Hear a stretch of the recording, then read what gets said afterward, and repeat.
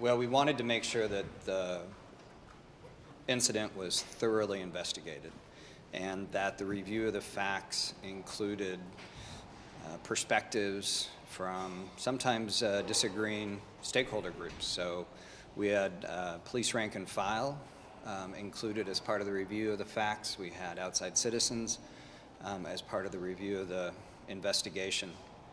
There was near unanimity in the decisions that were announced today, that these were the right decisions. I want to be really clear. The investigation showed no evidence of malicious intent of any of the officers involved in this incident. But it did show that decisions were made outside of city policy about the use of force and outside of the training that we give our officers. And someone died because of that. And so these disciplinary decisions, I believe, are warranted. What does this say generally about, accountability within the department and especially post, your shakeup of the top leadership of the department? Well, I think it says a couple of things. One, the powers of the police bureau, of any police bureau, include the power to use lethal force. And the policies around using that lethal force must reflect the values of the community. And to be fair to the police rank and file, they need the training to make sure that they know how to implement those policies when they're making those split-second decisions in very difficult situations. We have about 400,000 police citizen contacts a year, and the vast, vast, vast majority of them are done in a very positive and constructive manner. On occasion, though, like with any enterprise, with any group, these kinds of things happen. And when they do, there needs to be fair treatment of all involved, but accountability. And I think the standards that we have set and the training that we have provided police officers, while never perfect, is more than adequate. And that the discipline that we've announced today is fair, is warranted. Somebody lost their life. Do you anticipate any changes in training procedure, or do you think any are necessary? Well, when I took over as police commissioner, I said that, and the police chief, Mike Reese, totally agrees, that we intend to reinforce a culture of continuous improvement at the police bureau. And you've seen that in policies that we're advancing on everything from, use of illegal guns to, the staffing that we provide within the Bureau and the employment opportunities for officers within the Bureau. So we're on a track of continuous improvement. In this particular case, the policies were clear, the training had been provided, again, no malicious intent, but the actions were outside of policy, and somebody lost their life as a result. And so the discipline, I believe, is warranted. We're going to continue to improve in all kinds of areas and not wait for tragedies to happen. What message does the discipline, especially Officer Freshour being terminated, send to the community? I think the community,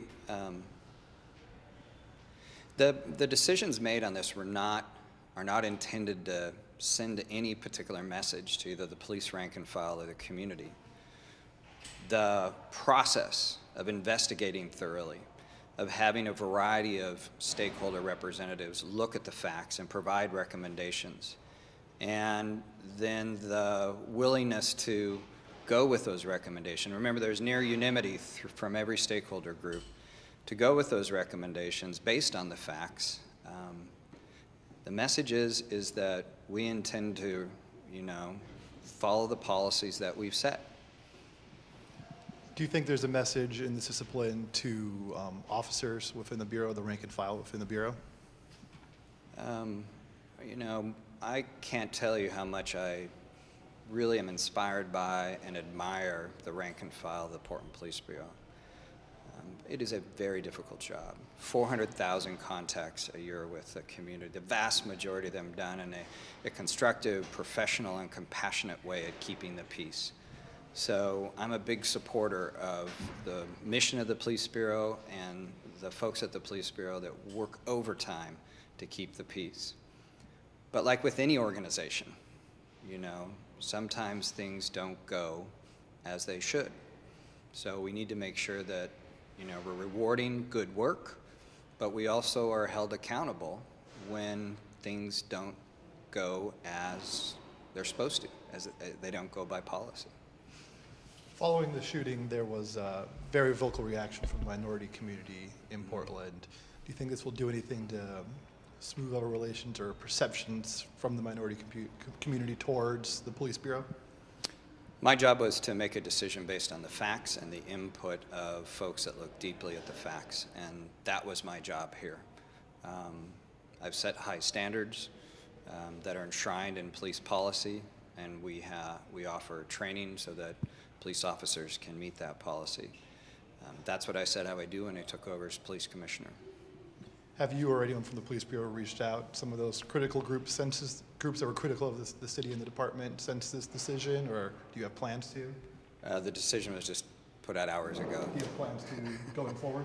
We have ongoing, during this process, I met with the family of Officer Frashauer.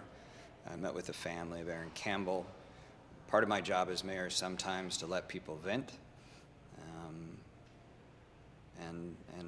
And I thought that was important that I listen to them. I'm always seeking to be responsive to community concerns, but in this particular case, it's a matter of evidence. It's a matter of adherence to policy. Thank you. One quick last question. I just want to know real quickly, since you've taken over as police commissioner, how direct a role did you play in this decision with the chief? How do I answer that? How direct a role? How much were you involved? Were you involved, in going through all this evidence? You kind of talk generally about your role in reaching this decision. As police commissioner under the city charter, I'm ultimately responsible for making this decision. Mm-hmm.